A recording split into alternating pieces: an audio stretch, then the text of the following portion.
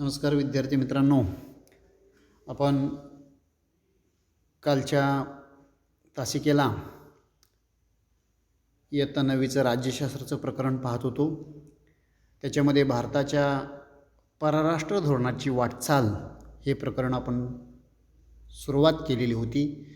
याच्यामध्ये परराष्ट्र धोरण म्हणजे काय, त्याचा अर्थ आणि त्याचं महत्त्व आपण पाहिलेलं होतात. त्याच्यानंतर राष्ट्रीय हितसंबंध आपण पाहिलेलं होतं. त्याच्याशिवाय राष्ट्रीय हितसंबंध आणि परराष्ट्र धोरण यांचा सहसंबंध कसा असतो यासंबंधी आपण माहिती पाहिलेला होतात. त्याच्यानंतर परराष्ट्र धोरण निश्चित करणारे घटक आपण पाहत होतो. त्या घटकांच्यामध्ये आपण देशाचं भौगोलिक स्थान पाहिलेलं होतं. या भौगोलिक स्थानामध्ये आपण पाहिलेलं होतं की काही देशांपासून दूर असतात, तर काही देशाला लागूनच असतात, शेजारी असतात. काही राष्ट्रांना सागरी किनारा मोठ्या प्रमाणात लाभलेला असतो, तर काही राष्ट्रांना भरपूर खनिज संपत्ती लाभलेली असते.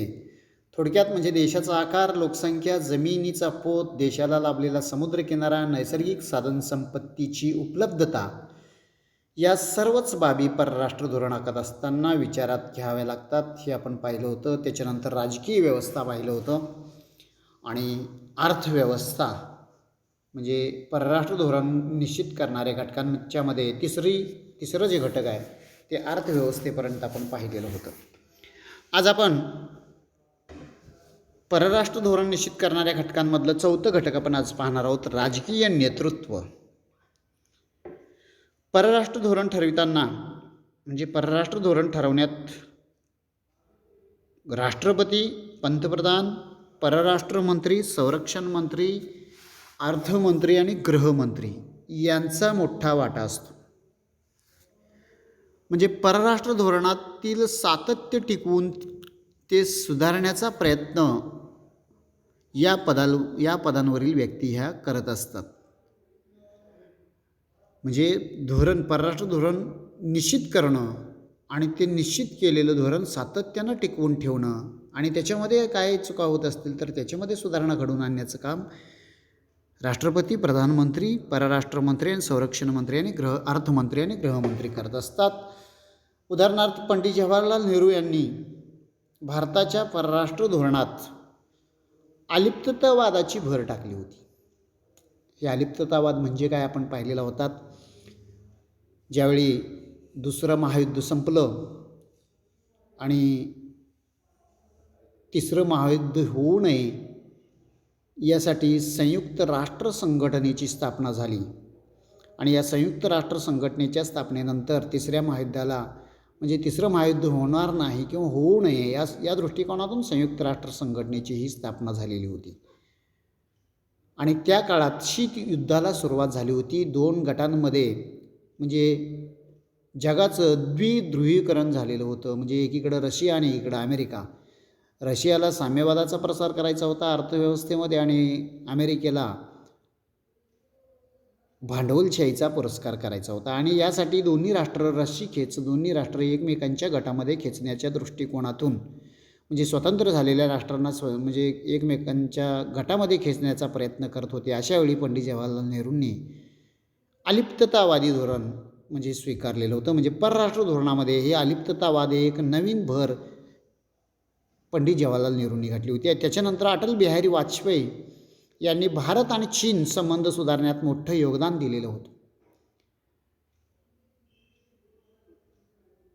हे म्हणजे राजकीय नेतृत्व करणं हे तितकंच काय असतं परराष्ट्र धोरणाच्या दृष्टिकोनातून महत्त्वाचं असतं. आणि या राजकीय नेत्यांच्याकडून म्हणजे ज्या पक्षाची सत्ता आहे, पंतप्रधान कोण आहेत, अर्थमंत्री कोण आहेत, राष्ट्रपती कोण आहेत, ह्यांचं काम म्हणजे परराष्ट्र धोरण सुधारणं किंवा ते सातत्य त्याच्यामध्ये टिकवून ठेवण्याचं काम ते करत असतात. म्हणजे राजकीय नेतृत्व हे सगळ्यात महत्त्वाचं असतं. आता अलीकडच्या काळात तुम्ही देखील पाहताय पंतप्रधान नरेंद्र मोदी हे देखील काय करतायत, इतर राष्ट्रांना अनेक राष्ट्रांना काय करतायत, भेटी देत आहेत की परराष्ट्र धोरण सुधारण्याच्या दृष्टिकोनातून ते प्रयत्न करतायत, हे देखील आपणाला दिसतं. त्याच्यानंतर आपण पुढचं जे घटक आहे परराष्ट्र धोरण निश्चित करणाऱ्या घटकांमधला तो प्रशासकीय घटक आपण पाहायचा आहे. त्याच्या अगोदर तुम्हाला एक पाठ्यपुस्तकामध्ये एक चौकट दिलेला आहे, यादी पूर्ण करा म्हणून. काही नेत्यांची नावं दिलेली आहेत, त्यांनी केलेले योगदान त्याबाबत तुम्ही माहिती दिलेली आहे. आणि उदाहरणार्थ आता काय म्हणजे लालबहादूर शास्त्री, ताशकंद करार याप्रमाणे पुढील म्हणजे काही यादी दिलेली आहे, ती यादी तुम्ही पूर्ण करायचं आहे. याच्यामध्ये इंदिरा गांधी दिलेलं आहे, त्याच्यापुढं त्यांचं कामगिरी तुम्ही किंवा त्यांनी परराष्ट्र धोरणाच्या संदर्भात काय कार्य केलेलं ते लिहायचं आहे. राजीव गांधी, त्याच्यानंतर अटल बिहारी वाजपेयी, म्हणजे यांच्यापुढं रिकामी जागा ठेवलेली आहे आणि त्या ठिकाणी तुम्ही त्यांचं कार्य लिहायचं आहे. आणि त्याच्याशिवाय आणखीन एक सांगितलेलं आहे, धोरणांचा म्हणजे परराष्ट्र धोरणांचा पाठपुरावा करणारे प्रधानमंत्री कोण आहेत, तर याच्यामध्ये पूर्वेकडे पहा, त्याच्यामध्ये कोण ती पूर्वेकडे पाहण्यासाठी प्रवृत्त केलं. त्याच्यानंतर दुसरं आहे आंतरराष्ट्रीय पातळीवरून भारतात गुंतवणूक वाढवण्याचा प्रयत्न, म्हणजे आंतरराष्ट्रीय पातळीवरून म्हणजे जागतिकीकरणाचा स्वीकार त्याला आपण थोडक्यात म्हणतोय. आणि जागतिकीकरणाचा स्वीकार करणारे कोण पंतप्रधान होते हे तुम्ही तिथं सांगायचं आहे. त्यानंतर आपणाला परराष्ट्र धोरण निश्चित करणाऱ्या घटकांमधला 5वा घटक पाहायचा आहे, प्रशासकीय घटक. जसं राजकीय नेतृत्व महत्त्वाचं असतं तसंच प्रशासकीय घटक देखील महत्त्वाचं असतं, कारण राजकीय नेतृत्व हे बदलत असतं पण प्रशासकीय घटक हा बदलत नसतो. म्हणून परराष्ट्र धोरणाच्या निर्मितीत परराष्ट्र व्यवहार मंत्रालय, परराष्ट्र सचिव, परदेशातील दूतावास, राजनैतिक अधिकारी इत्यादी प्रशासकीय घटकांचा समावेश होतो. परराष्ट्र धोरणासंबंधीचा अंतिम निर्णय जरी प्रधानमंत्री व त्यांचं मंत्रिमंडळ घेत असलं तरी त्या निर्णयापर्यंत पोचण्यासाठी प्रशासकीय यंत्रणेचीच मदत मिळत असते. म्हणजे परराष्ट्र धोरणास आवश्यक अशी माहिती गोळा करणं, तिचं विश्लेषण करणं, त्यावर आधारित योग्य सल्ला देणं इत्यादी सर्व कामं हे प्रशासकीय अधिकारी पार पाडत असतात. कारण त्यांना अनुभव असतो. वर्षानुवर्षे सत्ता बदलली, म्हणजे राजकीय सत्ता जरी बदलली तरी देखील ते मागच्या किती वर्षापासून ते कार्य करत असल्यामुळं त्यांचा अनुभव महत्त्वाचा असतो. आणि ते सगळं अधिकारी वर्ग काय करत असतात, म्हणजे हे धोरणात निर्णय घेण्याचं काम, सल्ला देण्याचं काम, म्हणजे राजकीय नेत्यांना सल्ला देण्याचं काम ते महत्त्वाचं काम पार पाडत असतात. त्याचबरोबर राष्ट्रीय सुरक्षा सल्लागार ही एक महत्त्वाची भूमिका काय करतात ते निभावत असतात. त्याच्यानंतर छोटंसं एक पॅरेग्राफ दिलेलं आहे आणि तुम्हाला म्हटलेलं आहे तुम्ही काय कराल, म्हणजे परराष्ट्र सचिव या पदावर तुम्ही काम करत आहात आणि प्रधानमंत्री चीनला भेट देणार आहेत. परराष्ट्र सचिव म्हणून परराष्ट्र व्यवहार मंत्रालयातर्फे तुम्ही प्रधानमंत्र्यांना चर्चेसाठी कोणते विषय सुचवाल असं विचारलेलं आहे. तुम्ही स्वतःला काय करायचं, एक सचिव आहे म्हणून समजायचं, परराष्ट्र सचिव, आणि तुम्ही कुठलं तिथं म्हणजे बाबा आपल्या शेजारील देश जो आहे चीन, याच्याबरोबर आपणाला परराष्ट्र व्यवहार मंडळातर्फे तुम्ही व्यवहार मंडळाचे सचिव आहात आणि तुम्ही प्रधानमंत्र्यांना चर्चेसाठी कोणते विषय, चीनबरोबर कोणत्या विषयावर तुम्ही चर्चा करावं असं विषय सुचवाल ते तुम्ही सांगायला तुम्हाला सांगितलेलं आहे. आता याच्यानंतर आपण आता पाहिलं की काय काय पाहिलं, परराष्ट्र धोरण निश्चित करणारे घटक पाहिलं. याच्यामध्ये एकूण 5 घटक आपण पाहिलेले आहेत. देशाचे भौगोलिक स्थान बघितलात, राजकीय व्यवस्था पाहिलात, अर्थव्यवस्था पाहिलात, राजकीय नेतृत्व पाहिलात, त्याचबरोबर प्रशासकीय घटक देखील आपण पाहिलात. आणि त्याच्यानंतर आपणाला भारताचं आता परराष्ट्र धोरण पाहायचं आहे. आता परराष्ट्र धोरणाविषयी आपण प्राथमिक माहिती घेतल्यानंतर आता आपण भारताच्या परराष्ट्र धोरणाविषयी आता माहिती जाणून घेणार आहोत. आता भारत हा 1947 साली काय झाला, स्वतंत्र झाला. ब्रिटिशांच्या तावडीतून म्हणजे गुलामगिरीतून भारत मुक्त झाला आणि देश स्वतंत्र देश म्हणून ओळखला जाऊ लागला. आणि तेव्हापासून भारतानं आपलं परराष्ट्र धोरण स्वतंत्रपणे आखण्यास सुरू केलेलं आहे. आणि भारताच्या संविधानातील मार्गदर्शक तत्वांमध्ये म्हणजे राज्यानं परराष्ट्र धोरण कसे आखावे याविषयी तरतूद मार्गदर्शक तत्वांमध्ये केलेला आहे. आणि मार्गदर्शक तत्वांमधील कलम 51 अनुसार परराष्ट्र धोरणाची एक व्यापक चौकट स्पष्ट करण्यात आलेली आहे. आणि त्यानुसार भारतानं आंतरराष्ट्रीय शांतता व सुरक्षिततेच्या जतनाला म्हणजे प्राधान्य द्यावं असं मार्गदर्शक तत्वामध्ये सांगितलं गेलेलं आहे. आणि आपल्या आंतरराष्ट्रीय समस्या किंवा वाद शांततेच्याच मार्गाने सोडवावेत असं देखील मार्गदर्शक तत्वामध्ये काय केलेलं आहे, स्पष्ट केलेलं आहे. इथं भारतीय संविधानाचे कलम 51 कलम जे आहे त्या कलमामध्ये म्हणजे जी तरतूद केलेली आहे, मार्गदर्शक तत्वामध्ये जी तरतूद जी केलेली आहे ती तरतूद या ठिकाणी तुम्हाला स्क्रीनवरती दिसते. त्याचबरोबर म्हणजे अन्य राष्ट्रांशी मैत्रीपूर्ण संबंध ठेवावे आणि आंतरराष्ट्रीय कायद्याचा आदर करणे हेही आपल्या परराष्ट्र धोरणाचं काय आहे, उद्दिष्ट आहे. म्हणजे आदर ठेवणे त्याचबरोबर वृद्धिंगत करणे हे देखील उद्दिष्ट, हे धोरण आपल्या परराष्ट्र धोरणामध्ये मानलं गेलेलं आहे. आणि भारतापर्यंत म्हणजे भारताचे आतापर्यंत परराष्ट्र धोरण या चौकटीतच विकसित झालेलं आहे. तिथं सांगितलेलं आहे लवादाच्या साहाय्याने आंतरराष्ट्रीय वादाची शांततामय सोडवणूक करणे. म्हणजे हे 4 जे काय संविधानामध्ये मार्गदर्शक तत्व 51व्या कलमामध्ये मार्गदर्शक तत्वामध्ये भारताचं परराष्ट्र धोरण इतर राष्ट्रांशी कसं असावं यासंबंधी इथं काय केलेलं आहे, विश्लेषण त्याचं दिलेलं आहे. आणि आपला देश पूर्वीपासून शांततामय मार्गानंच प्रत्येक राष्ट्रांशी हा व्यवहार करतो आहे आणि लवादाच्या मार्गानंच काय करतो आहे, जे काय प्रश्न उपस्थित झालेले असतील ते सोडवण्याचा प्रयत्न आपला देश करत असतो. म्हणजे आपला देश स्वतःहून कुठल्या राष्ट्रांशी आक्रमण करत नाही आणि आक्रमण जरी झालं तर ते पहिल्यांदा शांततामय मार्गाने सोडवण्याचा प्रयत्न म्हणजे आपल्या राष्ट्राकडून होत असतं. म्हणजे शांतताप्रिय राष्ट्र आणि आपल्या देशाचं संविधान देखील तेच सांगतं आणि त्या संविधानानुसार आपल्या देशाचं म्हणजे काय आहे, संविधानात जी कलमं आहेत त्या कलमानुसार म्हणजे मार्गदर्शक तत्त्व जे आहेत त्या मार्गदर्शक तत्वानुसारच आपल्या देशाचा राज्यकारभार हा चालतो आहे. आंतरराष्ट्रीय पातळीवरती संयुक्त राष्ट्र संघटनेनं देखील काय केलेलं आहे, एक संविधान तयार केलेलं आहे की जगात शांतता प्रस्थापित करण्याच्या दृष्टिकोनातून तिसरं महायुद्ध होऊ नये यासाठी दुसऱ्या महायुद्धानंतर आपल्या युरोपीय राष्ट्रांनी म्हणजे अमेरिकेसारख्या राष्ट्रांनी पुढाकार घेऊन काय केलेलं होतं, संयुक्त राष्ट्र संघटनेची स्थापना 1945 साली केली होती. आणि या संयुक्त राष्ट्र संघटनेचं जे काय संविधान आहे त्या संविधानानुसार भारत आपला काय करतो, इतर राष्ट्रांशी व्यवहार वगैरे करतो आहे. म्हणजे संविधानाचं पालन करावं असं म्हणणारा आपला हा देश आहे. त्याच्यानंतर भारताच्या परराष्ट्र धोरणाची आखणी आणखी काही उद्दिष्ट आहेत, ती उद्दिष्ट आपण आता पाहणार आहोत. भारताच्या परराष्ट्र धोरणाची उद्दिष्टे. पहिलं उद्दिष्ट आहे शेजारी देशांशी व अन्य देशांशी मैत्रीपूर्ण संबंध जोपासताना आपल्या देशाच्या संरक्षणास बाधा येणार नाही याची काळजी घेणे. हे सगळ्यात महत्त्वाचं उद्दिष्ट आपल्या देशानं डोळ्यासमोर ठेवलेलं आहे. म्हणजे परराष्ट्र धोरण आखत असताना देखील मैत्रीपूर्ण संबंध ठेवत असताना देखील आपल्या देशाच्या सुरक्षिततेला कुठं बाधा येणार नाही, काय आक्रमण करणार नाही किंवा हक्क गाजवणार नाही याचं काळजी घेणं गरजेचं आहे. आणि राष्ट्राच्या भौगोलिक सीमारेषा सुरक्षित राहतील याबाबत अजिबात तडजोड न करणे. म्हणजे परराष्ट्र धोरण आखत असताना सीमेला कुठल्याही प्रकारचा धक्का लागता कामा नये याची खबरदारी म्हणजे हे उद्दिष्ट आपल्या देशानं काय केलेलं आहे, परराष्ट्र धोरण आखत असताना ठेवलेलं आहे.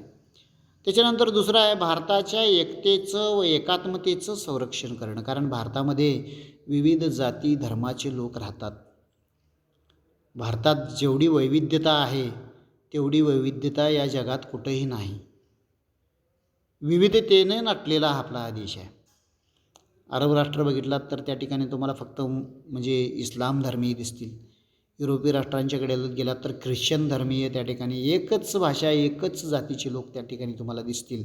पण भारतासारख्या या राष्ट्रामध्ये पूर्वीपासून प्राचीन काळापासून जर भारताचा इतिहास पाहिलात तर आपल्याला लक्षात येते की भारतावरती प्राचीन काळापासून अनेक लोकांनी आक्रमणं केली आणि ती लोक भारत सोडून बाहेर गेले नाही, ती भारतातच राहिली.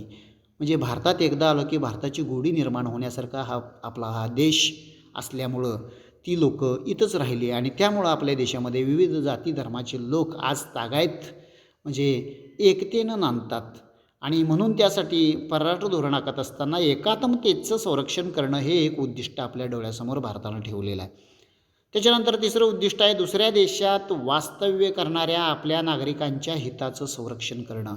म्हणजे बघा, आपल्या देशातली लोक दुसऱ्या राष्ट्रामध्ये राहत असतील तरी देखील त्यांच्या हिताचं रक्षण करणं ही परराष्ट्र धोरणामध्ये उद्दिष्ट म्हणजे घेतलेलं आहे. ही जबाबदारी त्या त्या देशातील भारतीय दूतावास पार पाडतील असं त्यांना काय केलेलं आहे, अट घातलेलं आहे. म्हणजे प्रत्येक राष्ट्राला दूतावास आपल्या देशातला असतो आणि त्या दूतावासानं तिथं आपल्या राष्ट्राच्या असलेल्या लोकांना, त्या लोकांचं हिताचं रक्षण करावं, हे देखील म्हणजे परराष्ट्र धोरणात आखणी करत असताना उद्दिष्ट हे डोळ्यासमोर ठेवलेलं आहे.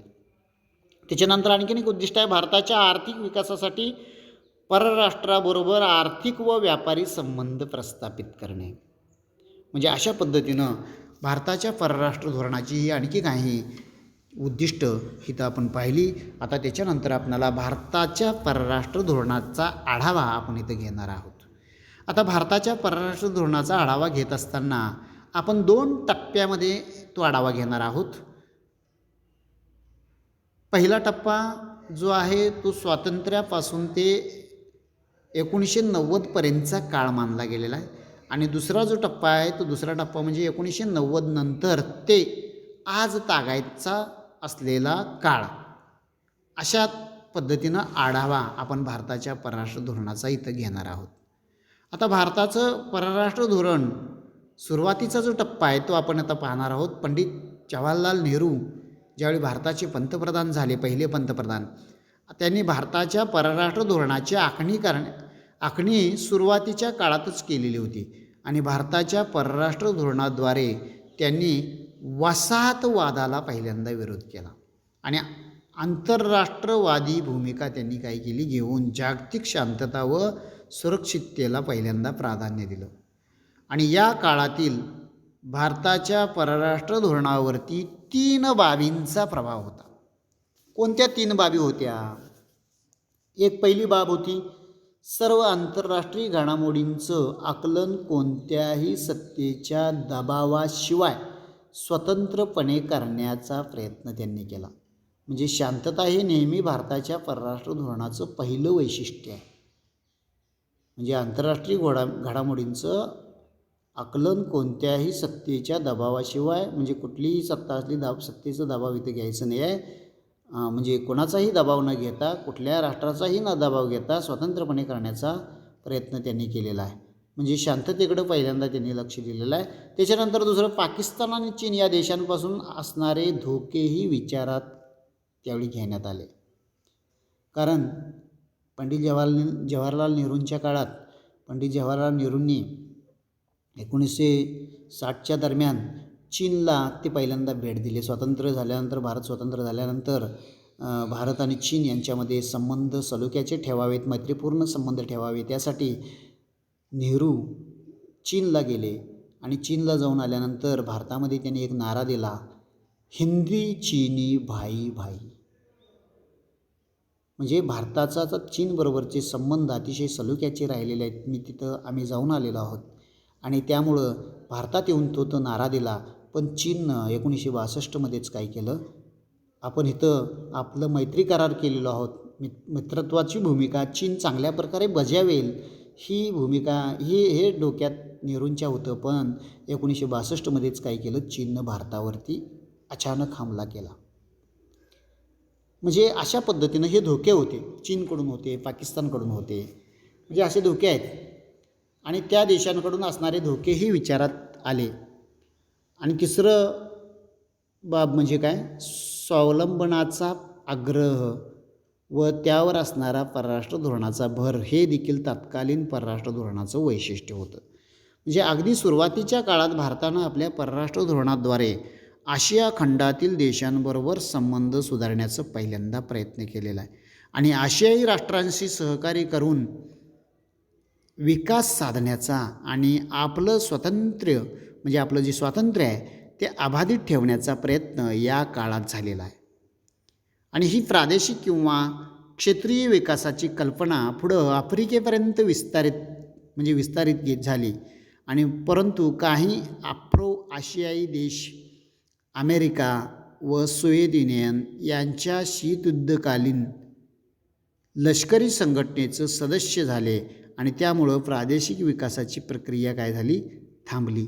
आणि त्यानंतर यथावकाश जे देश शीतयुद्धातील लष्करी संघटनांमध्ये समाविष्ट झाले नाहीत त्यांनी मात्र काय केलं, अलिप्ततावाद धोरण म्हणजे स्वीकारलं. म्हणजे अलिप्ततावादाचा या संकल्पनेला काय झाला, पाठिंबा दिला आणि अलिप्ततावादी धोरण पहिल्यांदा भारतानं स्वीकारलं.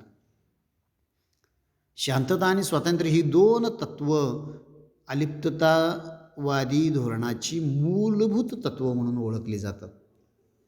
अलिप्ततावादाची काय आहेत, हे दोन मूलभूत तत्त्व आहेत. म्हणजे आपण आपली आशियाई राष्ट्र आपला विकास साधणं या दृष्टीनं प्रयत्न आपल्या भारतानं स्वातंत्र्यानंतर केला, पण त्याच काळात शीतयुद्धकालीन लष्करी संघटनेचं सदस्य झाले बरेच राष्ट्र. त्यावेळी काय झाली, चीनच्या रशियाच्या आणि अमेरिकेच्या गटामध्ये सामील झाली. आपल्या शेजारील राष्ट्र पाकिस्तान हा काय झाला, अमेरिकेच्या गटामध्ये त्यावेळी समाविष्ट झाला. आणि त्यामुळं शीतयुद्धाच्या या प्रक्रियेमुळं काय झाली, प्रादेशिक विकास प्रक्रिया जी नेहरूंनी आखलेली होती ती थांबली. आणि शीतयुद्धकालीन लष्करी संघटनांमध्ये जी राष्ट्र त्यावेळी समाविष्ट झालेली नाहीत आशियाई राष्ट्र, त्यांनी काय केलं, पहिल्यांदा भारतानं अलिप्ततावादी धोरण स्वीकारलं. आणि या काळात भारताला शेजारी राष्ट्रांबरोबर झालेल्या संघर्षाला तोंड देखील द्यावं लागलं. आणि याच्यामध्ये भारत आणि पाकिस्तानमध्ये 1947-48, 1965ला काश्मीर प्रश्नावरून, 1947-48ला भारत पाक म्हणजे काय केलं होतं, फाळणी यावरून म्हणजे 2 युद्ध झाली. आणि 1971मध्ये झालेल्या तिसऱ्या युद्धामध्ये पाकिस्तानमधून वेगळे होऊन स्वतंत्र बांगलादेशाची काय झाली, निर्मिती झालेली होती. आणि 1970च्या दशकात भारताच्या परराष्ट्र धोरणात एक प्रकारचं स्थैर्य होतं आणि दक्षिण आशियामध्ये एक प्रबळ प्रादेशिक सत्ता म्हणून भारताचा उदय झालेला होता. आणि 1974मध्ये भारतानं अणुचाचणी करून अणुसंशोधनाच्या क्षेत्रातील आपली क्षमता सिद्ध करण्याचं काम त्यावेळी केलेलं आहे. आणि 1980पासून मात्र काही बदलांना सुरुवात झाली. आणि दक्षिण आशियाई राष्ट्रांमध्ये सहकार्य वाढीस लागावं म्हणून सार्क नावाची एक संघटना देखील स्थापना करण्यात आली. आणि चीनबरोबर असणारे संबंध सुधारण्यासाठी भारतानं चीनबरोबर चांगले संवाद सुरू केले. आणि सुरक्षिततेच्या क्षेत्रातील सहकार्यासाठी आपल्या देशानं त्यावेळी अमेरिकेबरोबर देखील भारतानं देवाणघेवाणीस काय केलेली होती, सुरुवात केलेली होती. म्हणजे अशा पद्धतीनं परराष्ट्र धोरण आखत असताना कधी प्राचीन काळापासून जर बघितलात तर भारत हा शांततामय मार्गानंच, जरी मागचं वैरत्व असलं तरी देखील ते विसरून पुढं आपलं विकास साधणं, दुसऱ्यांचा देखील विकास साधणं या दृष्टीनंच भारतानं काय केलेलं आहे, प्रयत्न केलेला आहे. हे आपण परराष्ट्र धोरणाचे सुरुवातीचा टप्पा पाहिला आणि पहिला टप्पा आणि दुसरा टप्पा आपण पुढच्या तासिकेला पाहणार आहोत. इथं आपण थांबूया. धन्यवाद.